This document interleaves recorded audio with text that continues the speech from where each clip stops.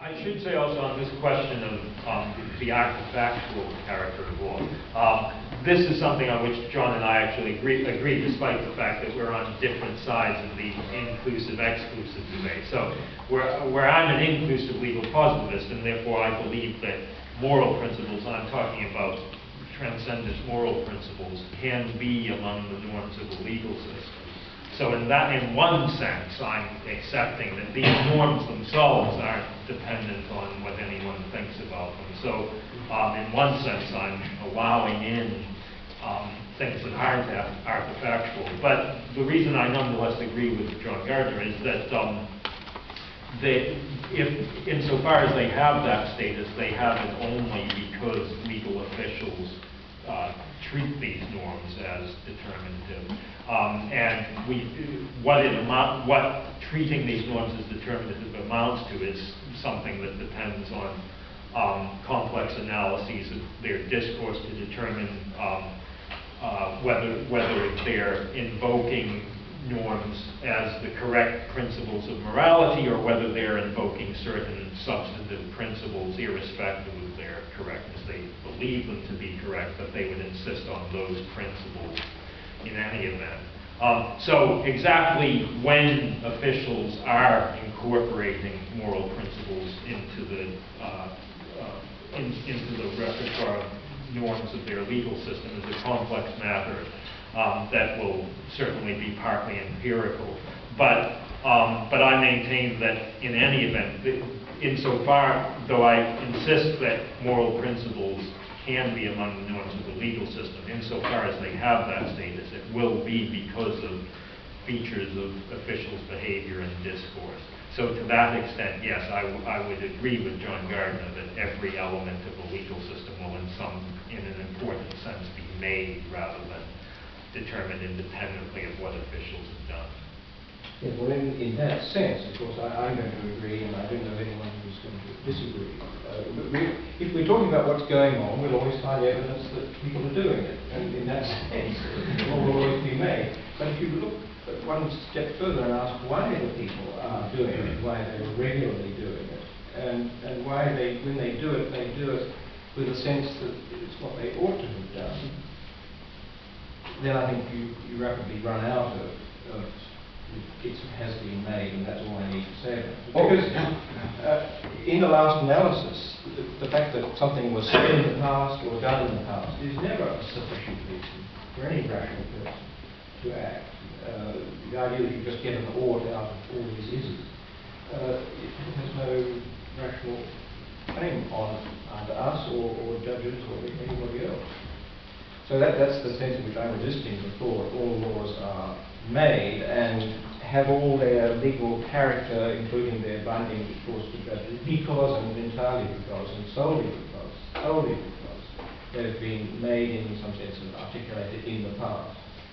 As if that exhausted gave us any sense of sufficient account of their claim on me as a judge now or me as a citizen now. And therefore, derivatively, provided material for an observer to observe now.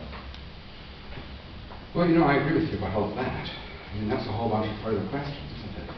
Why anybody would follow the law, given that the law is made by human beings? And I take it that the answer is often, but not always, that they're trying to do the right thing, and they're trying to do the moral right thing.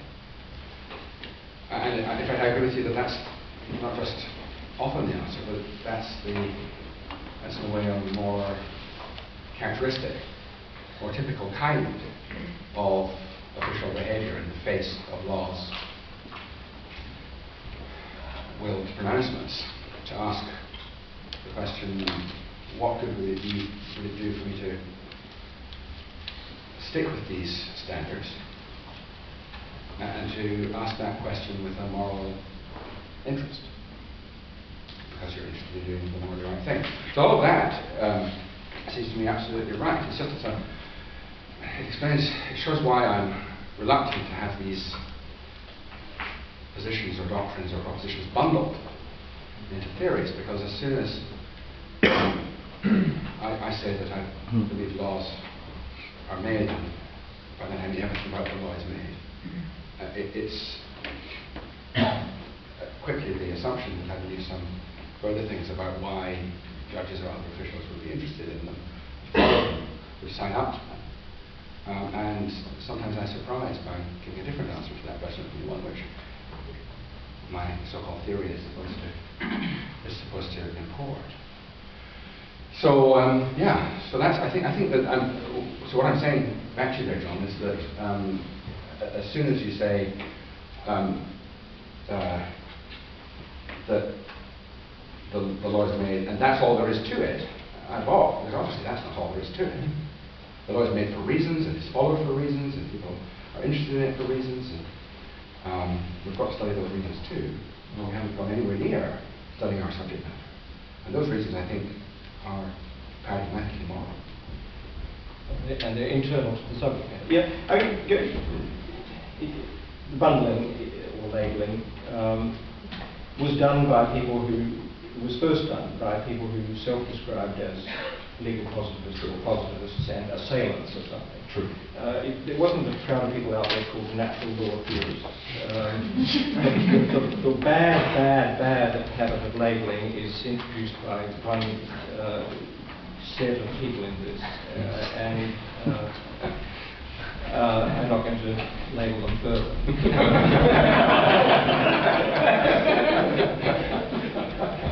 And it's that really that I think is the main redundancy. Yes. And if we could get rid of that, then we could do business together without. We can all do business together. I don't mean the two schools, because I'm denying that there are two schools. In a way, we're all denying that. Yeah, I think everyone's denying that. So that's nice.